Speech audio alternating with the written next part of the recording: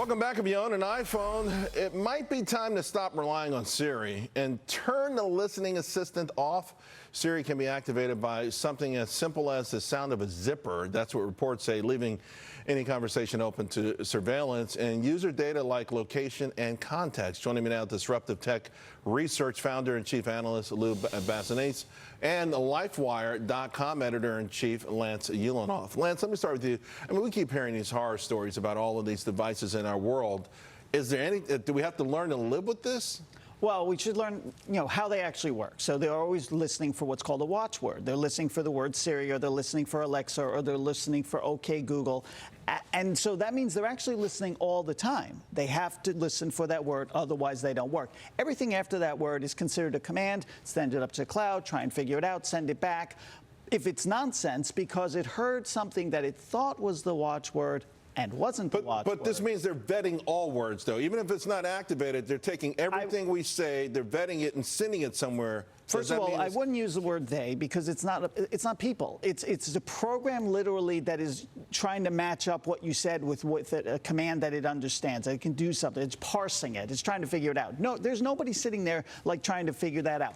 That said, Amazon, Apple, all of them will take samples of anonymized data and samples of audio to try and improve the listening and text-to-speech or words-to-speech understanding technology to improve it over time. If they don't do that, Siri won't understand you as well, in the future, later on, it won't improve. But we've all had the experience, and we talked about it on the show, of having a conversation about a specific product and then having it show up in Google search, having it show up in your Amazon, what to buy, when you didn't Google that product. I will tell you the same thing I've told many, many people.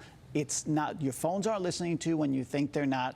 There are so many different ways they can triangulate what you're thinking about, even through relationships you have. Right. We are a web of connections on social media and through search and through all kinds of data. So that's how it happens. It's not that they're listening. And by the way, Apple has no interest in hearing what you're doing in your private time. Let's bring in Lou. Let's bring in Lou because we do have a remote I'm not buying guest. that. Look. Yeah, look, I'm not buying that, Lance. I think you make perfectly valid points, but there's a lot of accidents happening on purpose here.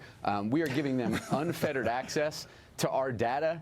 And look, they can't resist the temptation. Data is a drug to big tech. It allows Google and Facebook to serve you better ads. To think that they're not going to use this data, that is just going into the cloud and being crunched by algorithms and not being put into their business, I think is just a little bit naive. Well, we are giving them that permission in today's day and age. I'm not saying that big tech is all bad for doing it, but we can't be naive to think that it's not happening. Well, I know that all of these companies are using the data. That's what they do. That's how they sell. And that's how they sell ads. Although Apple doesn't sell ads, so they don't have to do that. And also, nobody forced us to buy these devices and use them. All right. Let me ask you guys about President Trump, because on Friday he suggested the administration will investigate Google for its alleged work with China and the national security threat there that it poses for our country. Some say his statements contradict Treasury Secretary Steven Mnuchin, who said Google had alleviated concerns of its work in China and said it was minimal. So where are we on this, Jack?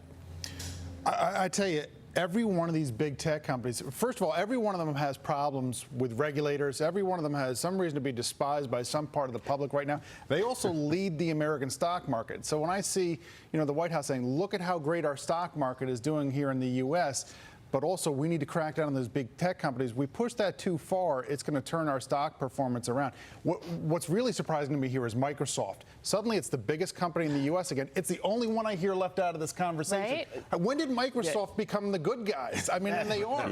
They don't have the same technology. I mean, they don't, who uses Cortana really? So they're not doing the things where they're collecting data. They're not selling ads in general. So and also, let's face it, we have the co-founder of Facebook saying that they're bad actors. It's not just governments, right? And it's governments around the world.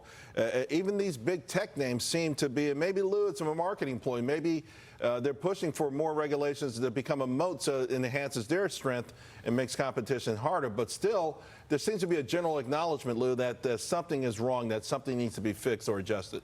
Look, big tech has gotten too big. Does that mean we break them up? I think that's an idiotic plan, because how do you break up a social network and keep it from reforming itself? I just don't think that's plausible. I mean, how do you break up Amazon, which is underpinned by its cloud computing in every business segment? But look, their actions have warranted this intervention, from Facebook's just laundry list of privacy violations to Google choosing to work on, historically it's been rumored they're working on a censored version in China, the search engine.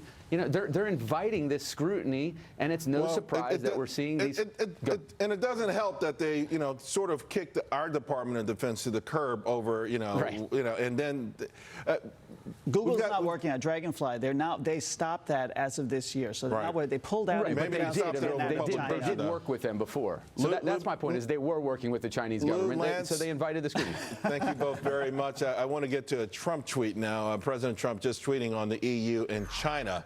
The EU and China will further lower interest rates and pump money into their systems, making it much easier for their manufacturers to sell products. In the meantime, and with very low inflation.